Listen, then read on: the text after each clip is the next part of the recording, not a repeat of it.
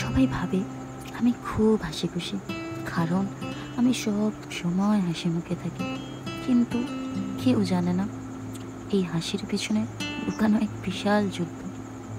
প্রতিদিন সকালে ঘুম থেকে উঠি একটা ফাঁকা মন নিয়ে, মুখে হাসি, চোখে জল লুকিয়ে আমি দিনটা পার করে দিই। বন্ধুরা বলে, তুই তো সব ঠিক আছিস, আর আমি শুধু বলি যে হ্যাঁ রে, আমি ঠিক আছি। কিন্তু মন বলছে আমি ক্লান্ত, ভীষণ ক্লান্ত, সব কিছুর থেকে, সবার থেকে, এমনকি নিজের থেকেও।